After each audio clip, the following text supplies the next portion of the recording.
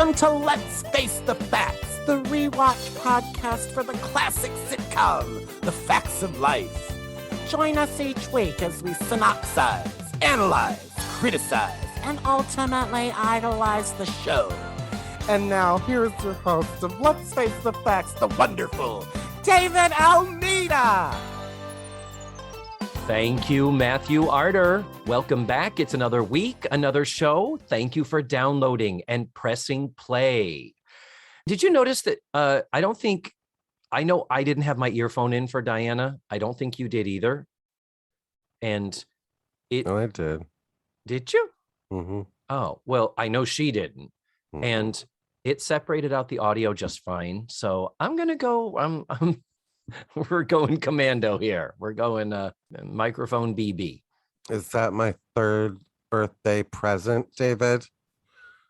Is what your third birthday present? You decided to go commando during the show? Oh, well. Yeah, since 2020, I've been doing these without pants on, and now you've decided that, okay, well, happy birthday to me. to us. Happy birthday to us. We're going to celebrate in grand style somewhere, sometime. I have no fucking idea how. But anyway, it's another Betwixtisode, people. So I'm already on the Zoom with Matthew. He's here. Hi, Matthew. Present. Are you saying that you are present, or are you demanding the present for our third anniversary? Well, if the present is you being commando, I would like that present right now, please. Oh,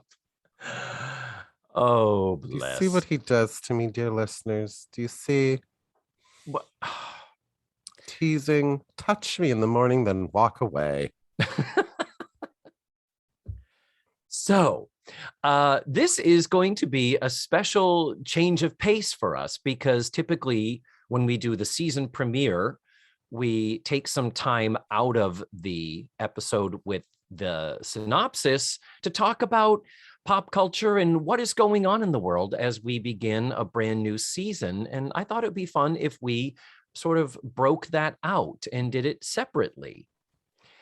And okay, full disclosure, dear listeners, we're trying to nail down a special guest to be with us, season 8, episode 1, and we're having some scheduling problems. So this may or may not be a tiny bit of a stall tactic. But anyway, beside that, it's all entertainment, and we're here for you. So Matthew, you are the one who started the tradition 3 long years ago. Mm-hmm. With doing research and talking about what is going on in entertainment, cinema, music, television, pop culture. And it's time for us to go there again, because it is now 1986 and the premiere of season 8. What do you want to start with? Well, I always have to go back and listen, because as we've discussed over the past couple of premiere episodes, I no longer trust the internet. Mm-hmm.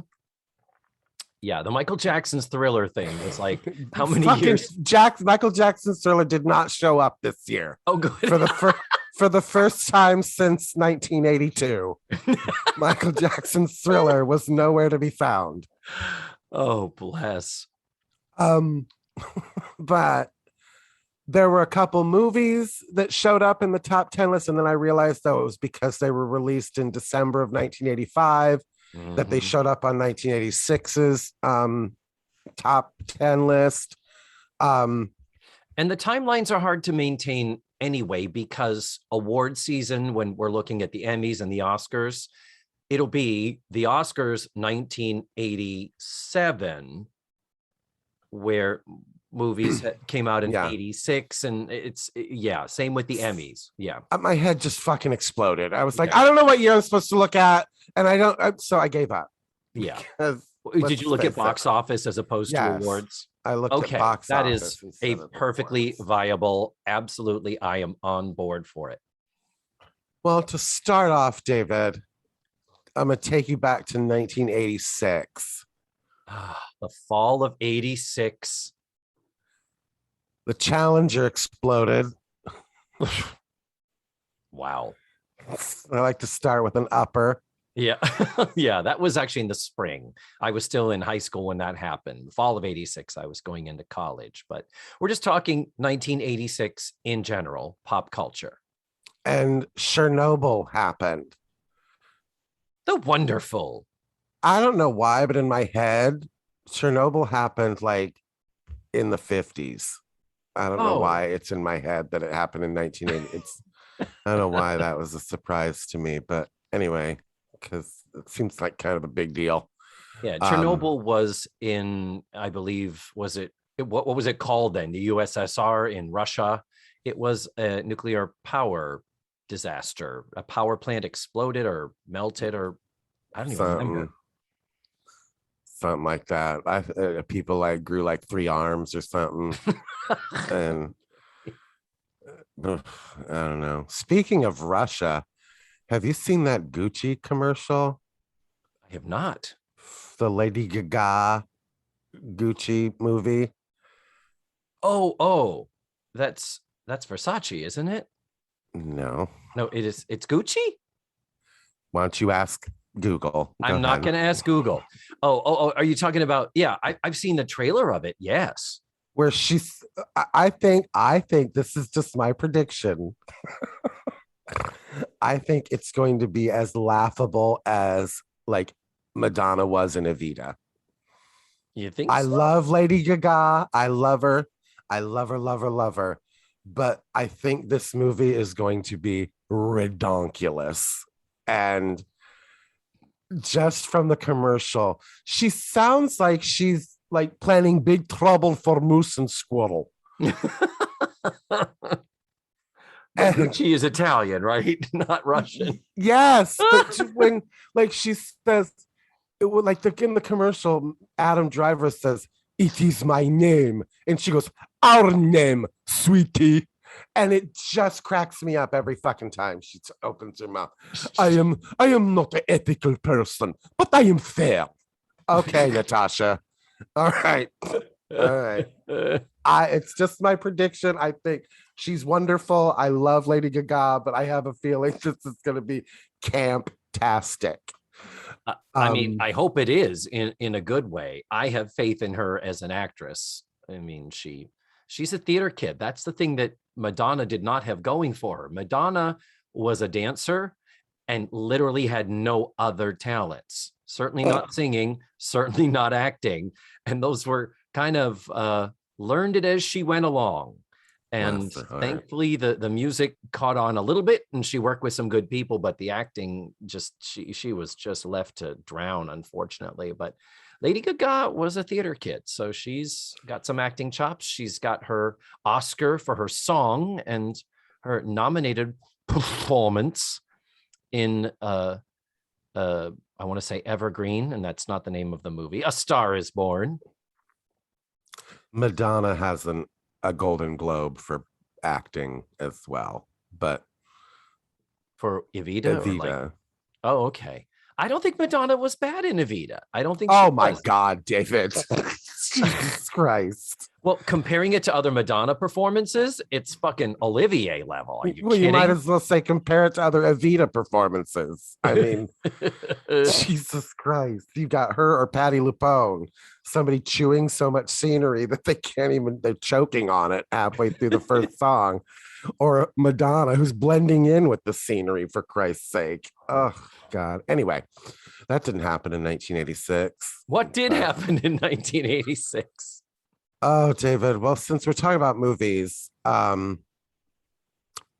going to give you the highest grossing films. Okay. Do you want to quiz me? You want to give me hints and see if I can guess? Yes. I'm going to give you the top 5, and I'm going to give you some honorable mentions. These are not to say the best films of 1986. Nope. Made the most money, though. But I will also mention later on the worst movies of 1986. That's my favorite. I love it. I'm excited. All right, go. All right. I'm okay. Top 5 answers are on the board, David. Okay. Big money, no whammies. Do you want to guess, or do you want me to give you like hints? What do you want? Okay. 86. The weird thing is I can't remember. This is back to that awards thing. Mm-hmm. I can't remember if it was the awards were won/lost by Out of Africa and The Color Purple. Was that the 1986 awards, and it came out in 85. So anyhow, I'm just going to throw it out there and say Out of Africa. Out of Africa is number 9. Oh, but we did Ooh. discuss it last year because it was released Christmas week of 1985. Mm-hmm. So it is number 9 on the list, David. Of top grossing. Well, Of good, top because grossing. it is a slog. Yeah. Holy fuck balls. You sit through that and go, this one over The Color Purple, which is my next guess. The Color Purple, final answer. Number 6, also released December 20th in Mhm. 1985. So those two. Because when I think of Christmas, I think, you show is ugly. Yeah. Yeah. Oh, crap. So now I have 5. I still haven't gotten any of the top 5. Is Romancing the Stone up there? No, it is not. It is not. That might not be the thing. Dirty Dancing was 87. That's not there. 86. Remember that. Oh, it's got to be a Tom Cruise movie. It's got to be his Top Gun. David, number 1 answer, Top Gun. Yeah. I didn't look. By the way, I deliberately did not look at that so that we could play this game. So I would be literally flying by the seat of my pants. Okay. Yes, Tom Cruise. Speaking of the seat of the pants, that was going to be my clue. The gayest volleyball scene ever filmed, man, in the history of Hollywood. How Top many Gun. teenage boys rubbed one out? Or Holy God. that. I mean, I haven't even seen the movie, but I've seen that scene. For same God's here. sake. You haven't seen it. I'm not even interested for the sequel that's about to come out. You know what? 70 years later. What is Tom Cruise? 100 now? Okay, so 1986. More. I'll take some hints because we don't want to drag this out too long. Number 5. In space, they can't hear you scream. In space, no one can hear you scream. Alien. Starring the wonderful Sigourney Weaver. The one that started the whole franchise. Mm-hmm. Directed by the wonderful Assad Kalata. No. I'm just used to hearing that. Oh, bless. No, God, who directed the original Alien? It was. How the fuck should I know? I still haven't spoken to Sigourney. Oh, wait a minute. Do you have is there some bad blood between you and Sigourney? Who you think was supposed to pop out of that belly? And she had a fit that somebody prettier than her was going to be on screen. Oh, is that it? Now, wait a minute. 86 was that's not Alien, the original. That was like 79. This is Aliens, plural, right? Is there more than one? There are 100 of them. There are so many Alien movies. Oh my God. See this shit. I don't watch no, this that is shit. Aliens, the one that the sequel, but the one that James Cameron did. He took over the direction and basically made it a war movie. It was awesome. Wait a goddamn minute. Which one was depicted in The Great Movie Ride? That was the first one, because the original Alien was like 79, I want to say. Oh, for God's sake. Aliens, keeping Sigourney Weaver working for 50 years. Aliens.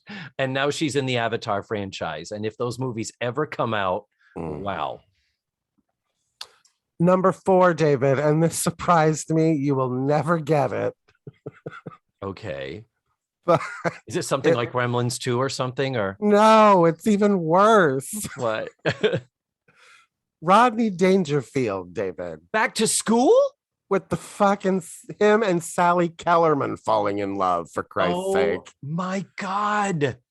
People forget there was that little tiny window where after Caddyshack, where he was a friggin' movie star. It was such an unlikely thing. It didn't last long, but wow, Back to School with him as a diving champion and going back into it in place of his son. Yeah, because I'm 55 years old and I can just jump on a diving board and dive like I used to when I was 22.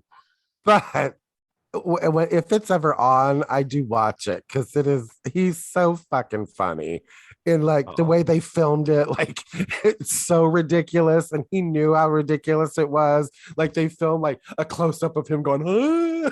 like, so I can kind of appreciate Rodney Dangerfield when he turns in the paper and he gets a D on it and he goes, the person who wrote this knows nothing about Kurt Vonnegut. And it cuts to a scene of him on the phone going, and another thing, Vonnegut. Come on. I don't know. I kind of enjoy Back to School. It's silly. I enjoyed it at the time, but it was certainly a popcorn movie guilty pleasure. It wasn't no Color Purple. It wasn't trying to do the same things. That's for sure. And also, and it made more money than The Color Purple. That must have hurt. that must have hurt for little Steve. Steven Spielberg is like, what do I have to do? And also Men in Speedos. I blame that for my Speedo fetish. Back to School, because there were all these men running around in Speedos.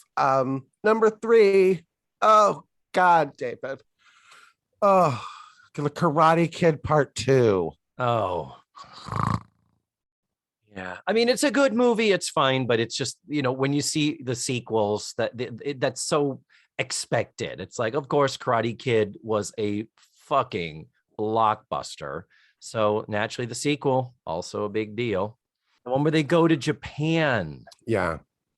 You know how when you're like planning a trip to Japan and you're a karate instructor and a student of yours just shows up on the fucking plane right before it takes off saying, hey, I'm Mr. Miyagi. I thought I'd go with you. Hey, It's like, you got a passport, Daniel-san? I mean, I have zero interest, and this did not add to my interest in Japan or the quote unquote Orient, as it was called back then. I have no desire to go to the Orient. The Far East, dear. I don't think we use that word anymore unless you're referring to a rug. I've been watching a lot of old game shows where they give a lot of trips away to the Orient. It just makes me cringe every fucking time. Number 2, and I will never, ever, ever, ever, ever understand this, David. This is why when people are like, oh, the 80s were so great, I'm like, I want to punch him in the throat. Number 2, Crocodile fucking Dundee. Oh, the second highest grossing film of the goddamn year, David. Yeah. Well, fuck. It was, I remember this so distinctly. That was a big thing. It was so unusual. It was an adventure. It was this quirky character, and he was a tough guy. So, So to recap, Top Gun, Crocodile Dundee, Karate Kid Part 2, Aliens, Back to School, and then Aliens. And then Aliens. Oh my God. Aliens was only the 5th highest grossing. Yeah. Oh my God. Farther down, David, we have Star Trek V, The Voyage Home. Oh, yes. Star Trek number, who cares anymore?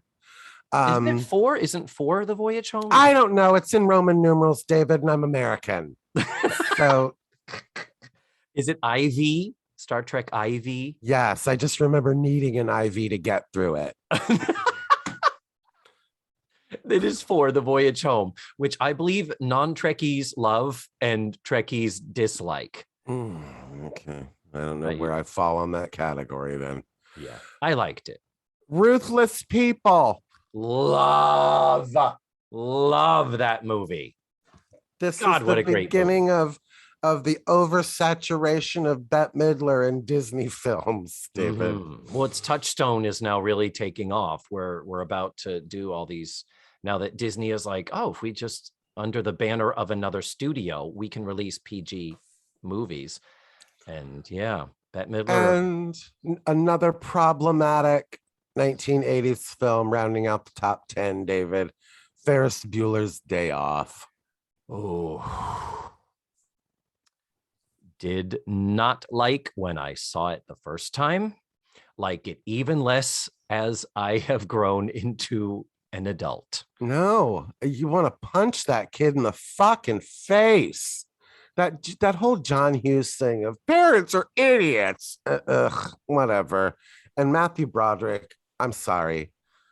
I will never, ever. Is he cute? Yes. Well, he was in Ferris Bueller's Day Off. He's boring as paint to watch fucking act. I can't understand why he's ever been famous. I think because he was letting John Hughes eat his butthole in 1986. I will agree with you, Matthew. We all have those. How are they famous? Matthew Broderick is one of those where I'm like, I am never not aware that you are acting. The mechanical, detached, disembodied voice line readings that he does. His Music Man was painful. Oh my God. Even Kristen Chenoweth couldn't save that. And Kristen Chenoweth is amazing. Here's a couple of the worst. I would like it known that in the worst movies of the year, Chuck Norris is in 2 of them, David. Really? Yeah. Oh, I'm excited. I've never seen a Chuck Norris movie in my life that I'm aware of. Another one. I don't know why he's famous, but I don't want to give him any airtime because isn't he like a hardcore Republican Trumper now or something? I think he is. And it's sad because those memes about how tough he was are just incredible. Yeah. Chuck Norris's tears can cure cancer, but Chuck Norris has never cried. Yeah. Yeah.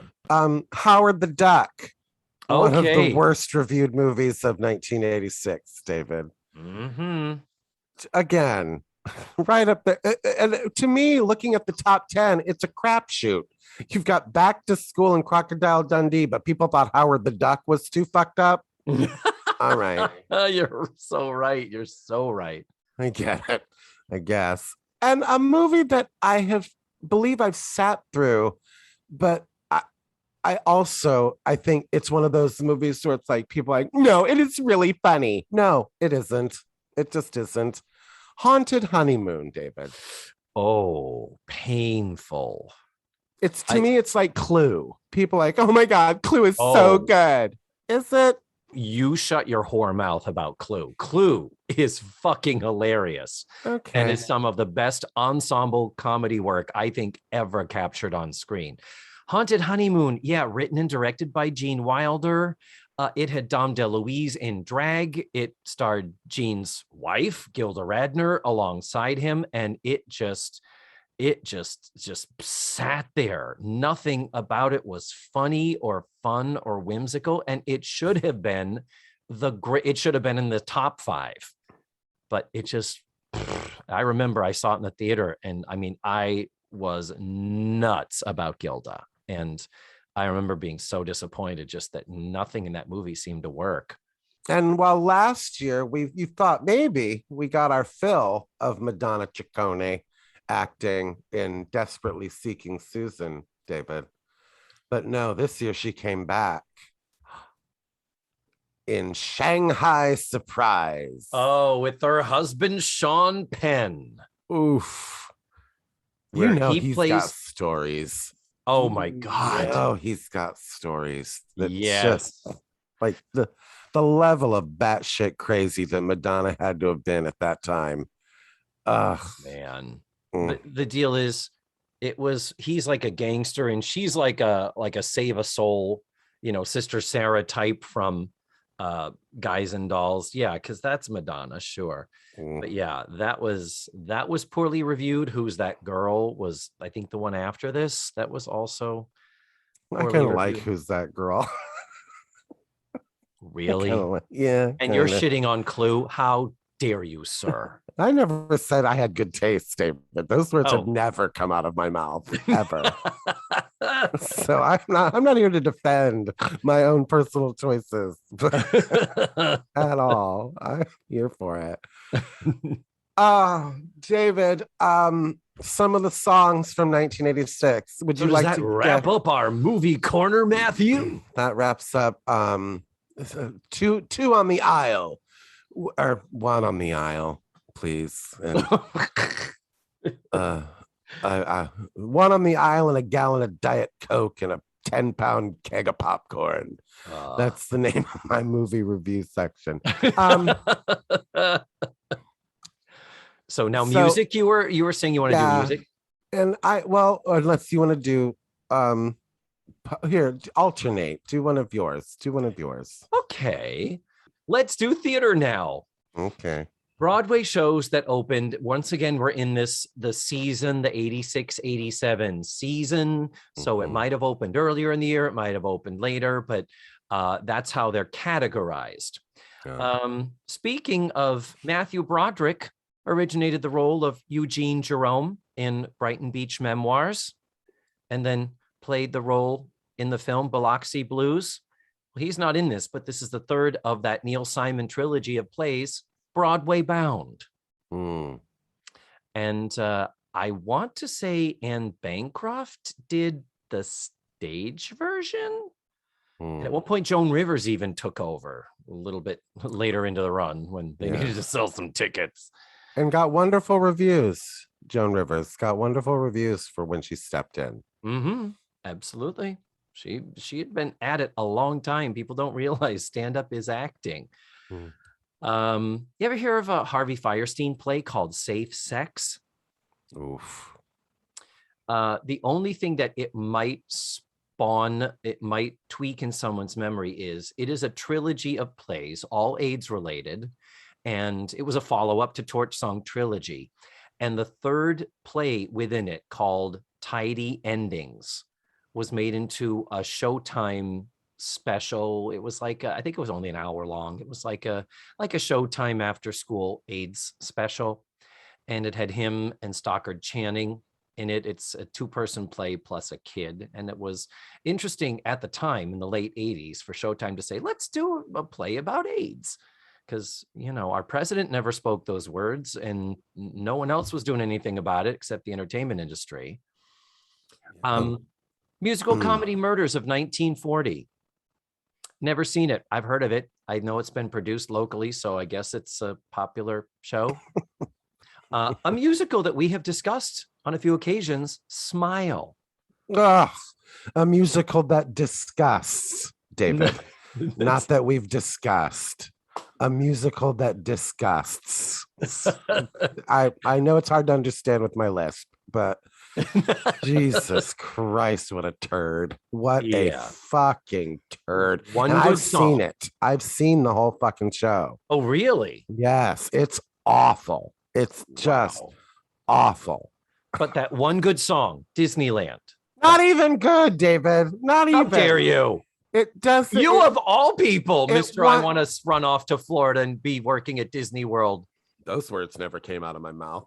But it wants to so bad. It's just so, it tries so hard to hit your heart with that song, and it just misses completely. It just doesn't hit me at all. I don't know it out within the context of the show. Out of context, I think it's a lovely song called Disneyland. And the other thing of note with the Facts of Life is that the little kid who played the tutor for Mrs. Garrett when she was having trouble with, was it math? Yeah. The little annoying kid, the one that was also in Revenge of the Nerds, he was in this original Broadway production at this time. The Life and Adventures of Nicholas Nickleby. Oh, cool. That was an epic 2-play thing. It was like Angels in America.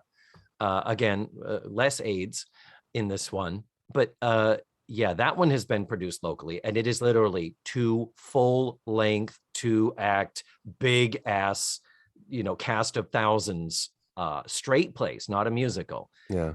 Another musical, Me and My Girl. Okay. Which was, I think, was it an adaptation? Was it like Singing in the Rain, where it had been a movie musical, and then they put it on the stage later? I don't know Me and My Girl that well. The only show of note, other than these, a lot of revivals, a lot of concerts, a lot of special engagement things. But there was a little show that did open on Broadway called Les Miserables. Yeah, the beginning of the British invasion, wasn't it? Because Phantom would open the season after. Or Phantom opened this year in London. It would open, either next season or the one after.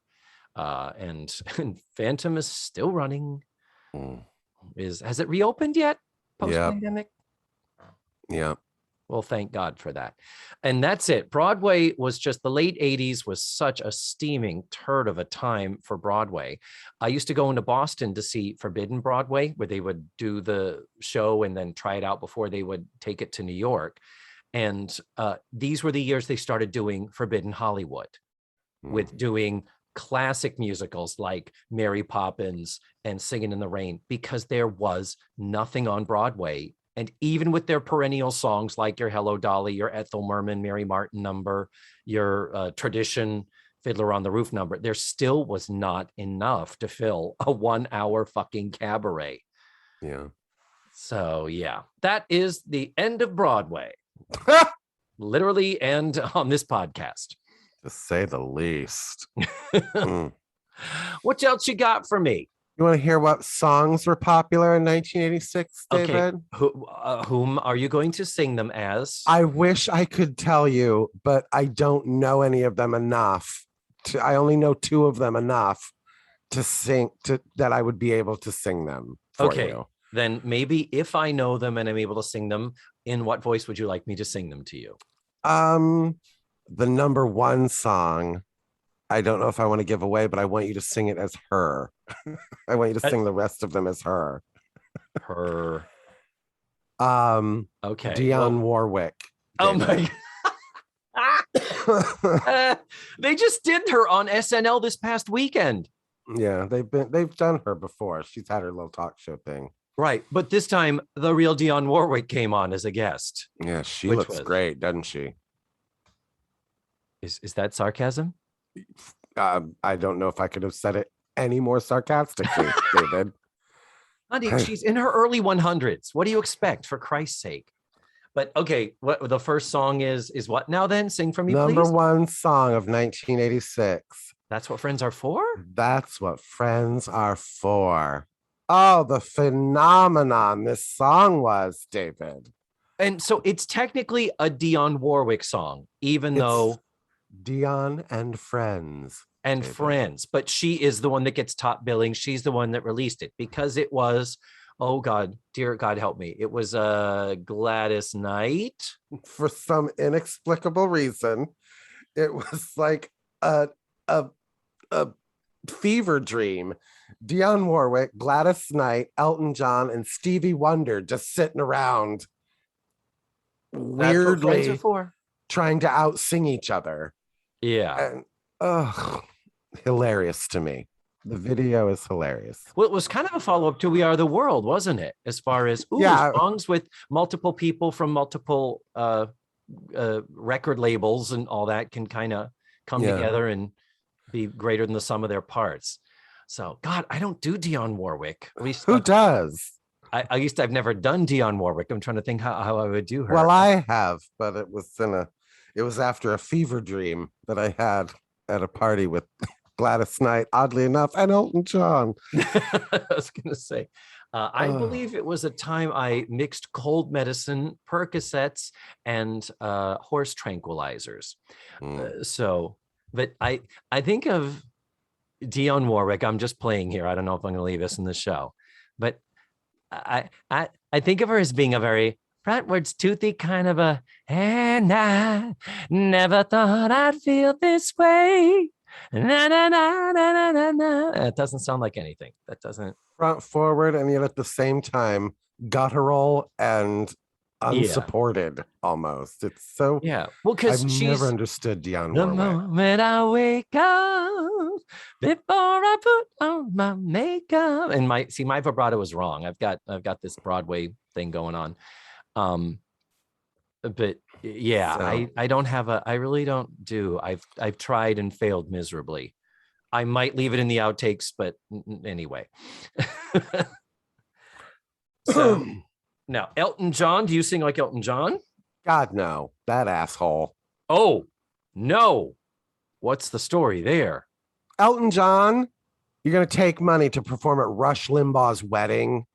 Yeah. Oh, did he do that? Takes several seats, Elton. I did not know he did that. Okay. Number two. Lionel Richie, David. Hello? No. Much worse. What? Much worse. Much worse. It's not. Let the music play on, play on. What's Oh God, shoot me in the face. all night long, all night, all night. Is that it? Nope. And we're not dancing on the ceiling either. No. Fuck. I'm trying to think what other Lionel Richie. Okay, tell me. Think Fergie on Kids Incorporated singing in front of a creepy clown, David. Have you never seen that video? I have not, and this sounds like something I should have seen. My God. The song is Say You, Say Me. Oh, okay, by Lionel sure. Richie. I need you right now to pull up YouTube. You have to see this fucking video. What is happening with the broom?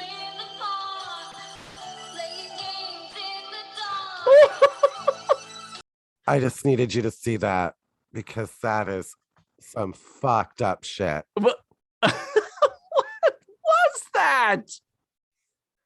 What was that? You're welcome. Holy shit. Man. And I don't think that's the worst of the Lionel Richie songs. It's okay. It's just Lionel Richie just bores me to tears.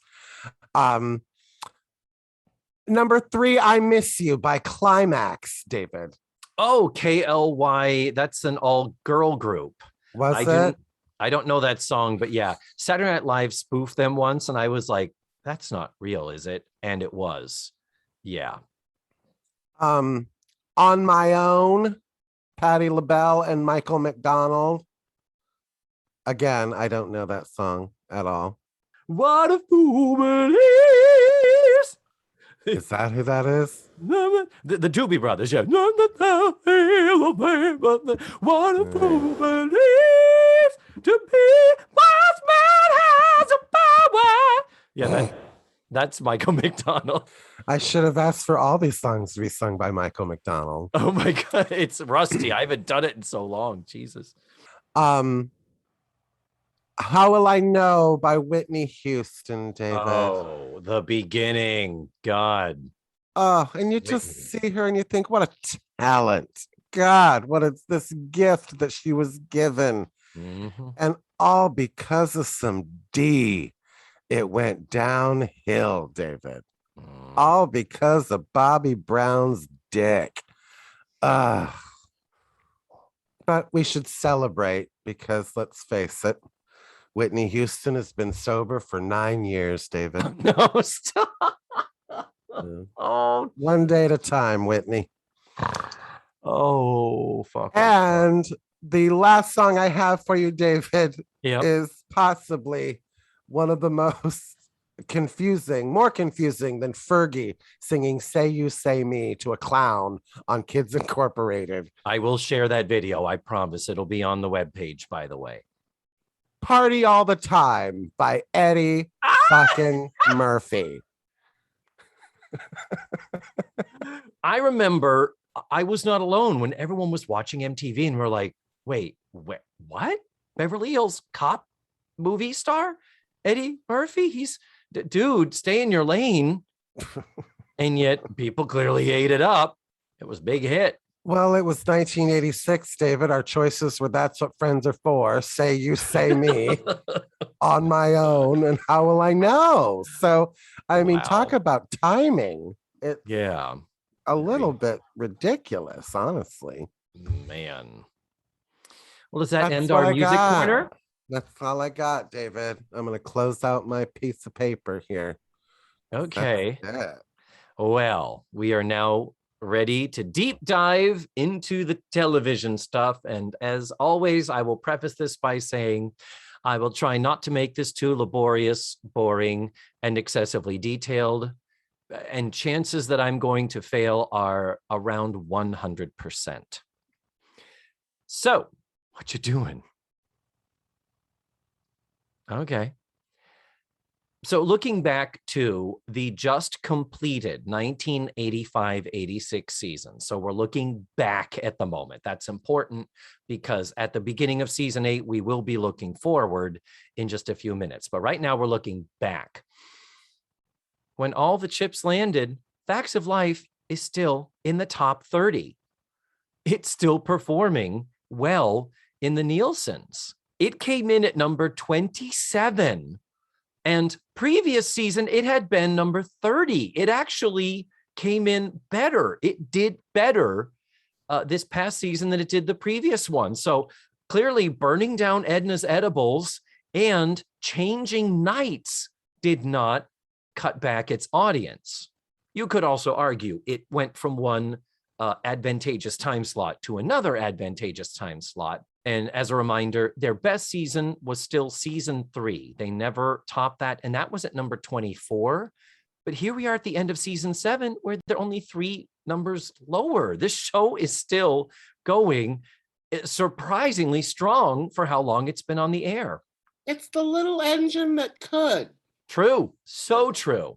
And honestly, other than the first season where it came in, 74th, I think we did, really the lowest rated season will be season 9, the final season. They really did walk away in time. And that lowest season was like 38. Like it still was not, there are shows that tank.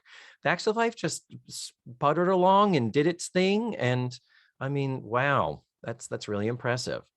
So speaking of time slots, it is now on Saturday between Gimme a Break and Golden Girls. Golden Girls came in at number 7. Gimme a Break didn't even place in the top 30. So people were tuning into the Facts of Life in preparation for the Golden Girls. They weren't a holdover from Gimme a Break. They were an appetizer, as it were. Now, the deal is when you look at the columns in Wikipedia, I always talk about the columns where it says returning shows, new shows, not returning shows. That tells you a lot. Yeah. And in most cases, the columns are fairly equal, but looking at them for this past season, CBS had the highest turnover, NBC had the lowest. And the reason is CBS is slipping. NBC has been gaining ground. And the Nielsen's for the previous season of this one, so again, 85-86, the season we just completed. Of the top 30 Nielsen's, NBC has 14 of them. Remember when they had 2 at the beginning, and one of them was the Monday night fucking movie? It wasn't even a show. Yeah. So NBC has 14, CBS has 10, ABC has 6. And last season, CBS had 15, ABC had 9, and NBC had 6. NBC was the Johnny Come Lately. But that's because when you look at the 14 shows NBC has in the top 15, here we are, quick rundown. Number 1, Cosby Show. I mean, come on. Number 2, Family Ties. Number 5, Cheers. Number 7, Golden Girls. Number 9, Miami Vice. Number 11, Night Court. I didn't realize Night Court scored that well in the ratings. Number 13, Highway to Heaven. Ugh. Number 19, You Again. I don't remember that show. That's what I say every time you mention Highway to Heaven. Number 20 was 227. That's the show that was on after Golden Girls. 21, Monday Night Movie. Number 24, Valerie, the original OG Valerie Harper version. Number 27, Facts of Life. Number 30, The A-Team. So, yeah, these are all solid shows that still, with only a rare exception, you still remember them. They still went on to have some type of a legacy. And yeah, I'm not going to go through the other seasons. I just wanted to continue to track NBC because this podcast's journey has also been the journey of NBC starting at the bottom and ending in the top here. So comparing this to the Emmys, remember there have been years where it's like, okay, well, clearly what people were tuning into was not the good stuff that was getting the awards. Well, those scales have evened out. So for this past season, the major nominations, which is not all of them, but they call them major nominations on Wikipedia, NBC has 79. CBS has 39, half, and ABC has 13. So NBC is getting a lot of the nominations. St. Elsewhere led with the most, had 10 nominations, Golden Girls and Moonlighting on ABC tied with 9 nominations each. When it came down to the awards, the actual awards, NBC won 17 of them. CBS won 9, ABC won 0. And of those 17 NBC Emmys, 4 of them went to Cagney and Lacey, and 3 of them went to the Golden Girls. Betty White being the only acting. One was for writing, one was for tech direction. But we know that as the years go on, all of them will win their Emmys for that show.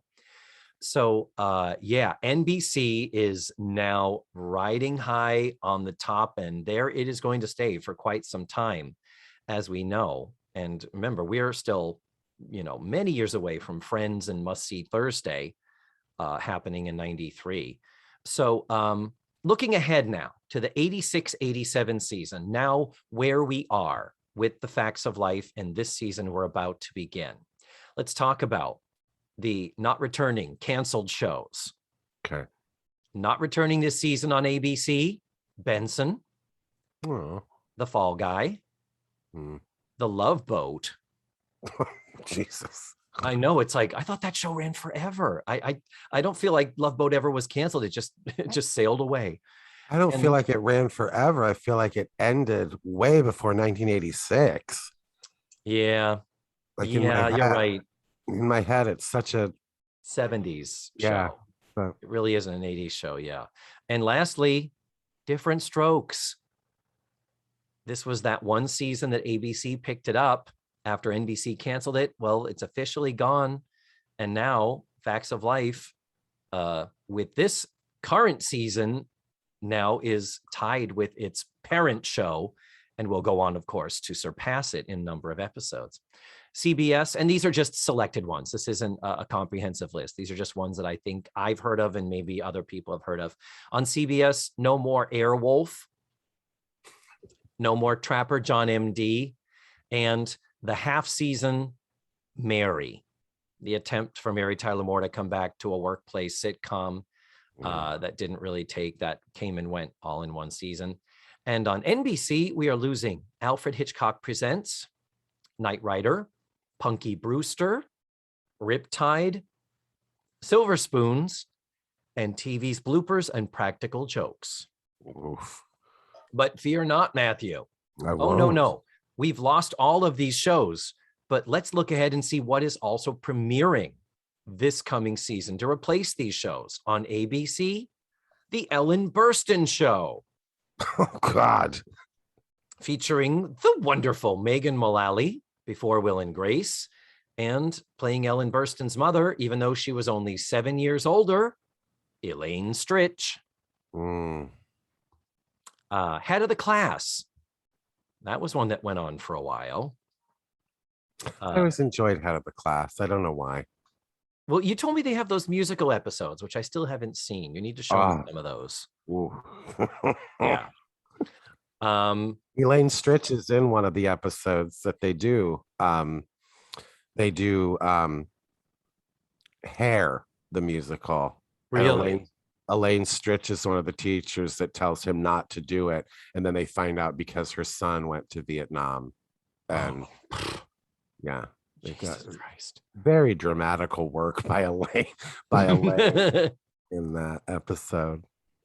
Starman, Sledgehammer, which was kind of a satirical take on the cop movies. It was created by one of the Facts of Life writers who wrote What Price Glory, introducing us to Tootie's illiterate boyfriend, Jeff. So he went on to create Sledgehammer. That ran for 2 seasons. Max Headroom is just beginning. Oh, God. Jesus. And also on ABC, Life with Lucy. Oh. God, it was awful. I mean, just awful. Oh, poor Lucy. Mm-hmm. That interview with Joan Rivers is just heartbreaking. And poor Joan is trying her best, where Lucy's like, well, my fans abandoned me. I've never felt pain like that before. Clearly, no one wants me anymore. And Joan's like, no, you're still beloved. You're a legend. And some go to commercial. What the fuck? The queen of television is breaking down on me. On CBS, only 2 shows of note that I could find. My Sister Sam, Pam Dauber series. Unfortunately, her co-star was murdered after the show finished its run. It wasn't while it was running, like some people think.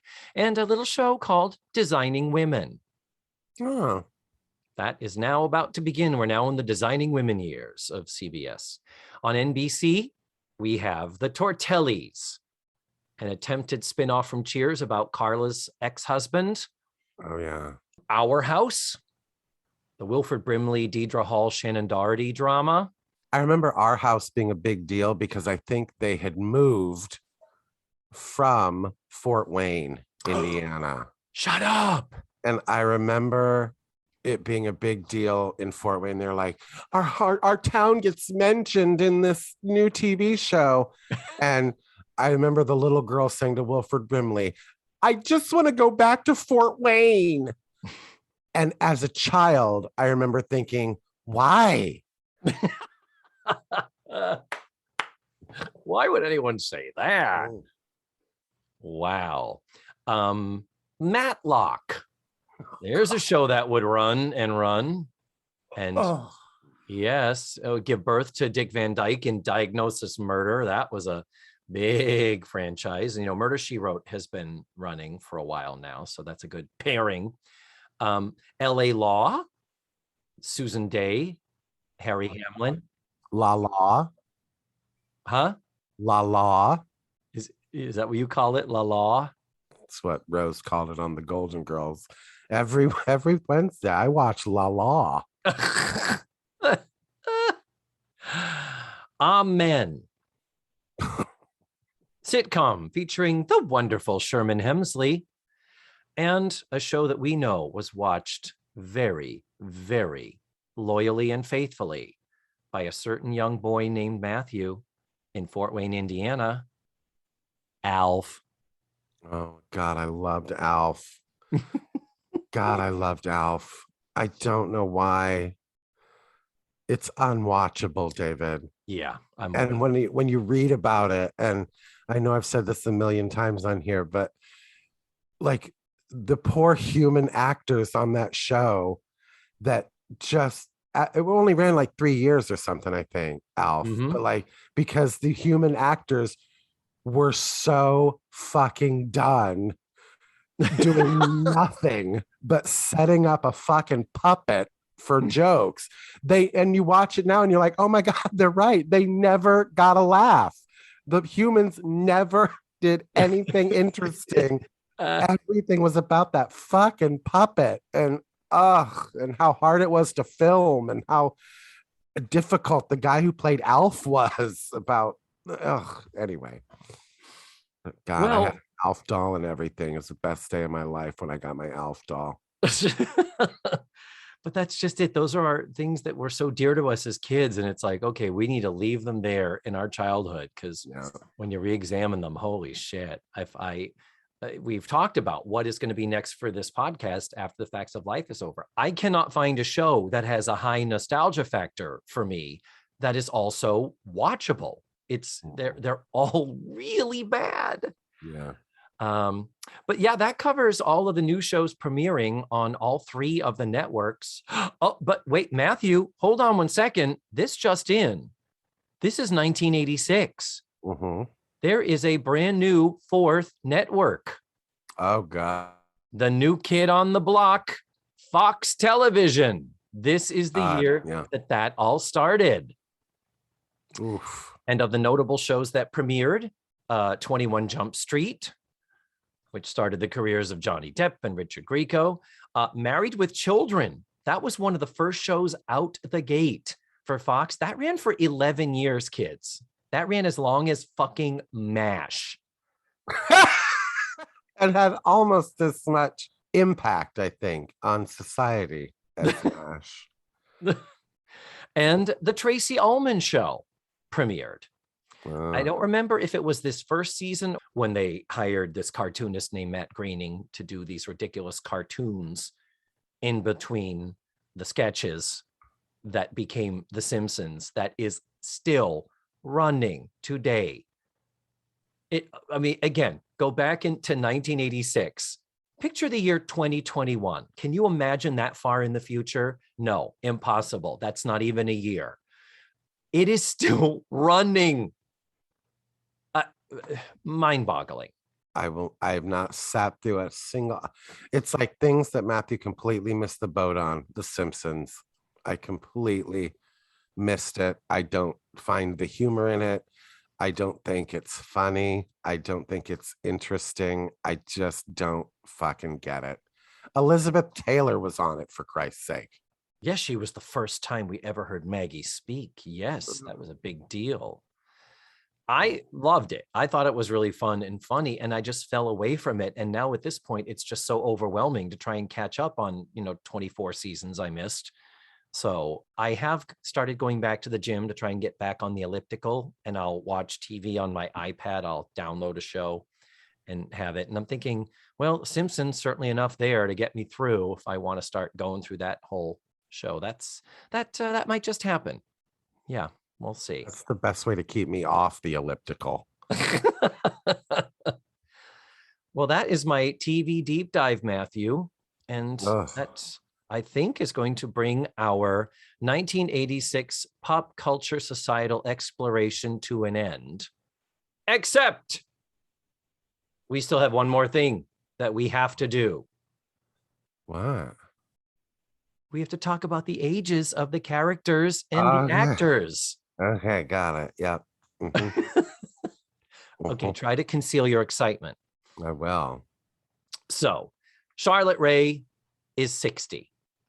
Mrs. Garrett, we do not know. We're figuring around 56. And I actually, when we talk about season 8, episode 1, that's going to be next week's show, I do have some more speculation about the age of Mrs. Garrett. And we're going to talk a little bit more about that at length. Lisa Whelchel is 23. In real life, Blair Warner is 1 year younger. Blair is 22, and she's a senior in college. This is the season at the end of which they will theoretically have finished, Blair and Joe will have finished their college years.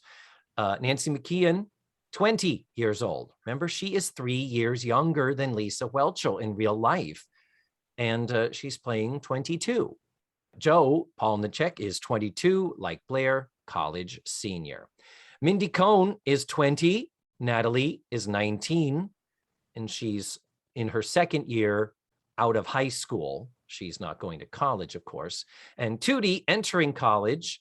Kim Fields is 17. Tootie is 18. And we're going to stick with 18 simply because we had that one oops where they were getting Tootie's driver's license and saying she was 16. But then when she graduated, they said she was 17. So that's what she should have been, is 17. So now this year she's 18. Cloris Leachman, born the same year as Charlotte Rae. So she is also 60. I don't recall if at this point we have anything that indicates if Beverly Ann is Edna's older or younger sister. Do you recall? No. Technically, Cloris Leachman is younger, but it's by 8 days. She is 8 days younger than Charlotte Rae. And Mackenzie Aston is now 13. And George Clooney, the few times we see him this season, he's only got 4 episodes coming up. George Clooney is now 25. Oof. And still looking good. Damn. So that is your preparation, your primer, your prerequisite, your homework that needed to be taken care of before watching season 8, episode 1, Out of Peekskill, which premieres in September of 86. You're welcome, is all I have to say, dear listeners. Consider yourself spit on and lubed up and ready for season 8. No. Oh, who can paint a picture with words, Matthew? Yeah. So yes, we have done the preparation so you don't have to. And now we are ready to go. Next week, season 8, episode 1, Out of Peekskill, part 1. And if it's just me and Matthew doing the show, you will know that we failed at getting our special guest to appear on the show that I am working on trying to get. So we're not going to say anything about it. We are not going to reference it, call out this person for stringing us along and then not replying to emails and things like that. But anyway, it's going to be a great time. Season 8 is going to be a great season, except when it's not. And I can't wait to start tackling it with you, Matthew. Oh my God. I can't wait to be tackled by you, David. So on that note, folks, we're going to sign off. And once again, since we're doing this Betwixtisode, I really do like that name, Matthew. Thank you for forcing it upon me. I think we once again need to have you, Matthew, say the sign off for us. What's the sign off? And remember. Oh. And remember, the facts of life are all about you. Was that your Matthew Broderick impression? What was that? That was my very intense line reading. The facts of life are all about you. Facts of life are all about you. You. Facts of life are all about you. The facts of life are all about you. The facts of life are all about you. Thank you, Betty Davis. Typically, the way I say it is I say, the facts of life are all about you. Oh, that is sweet.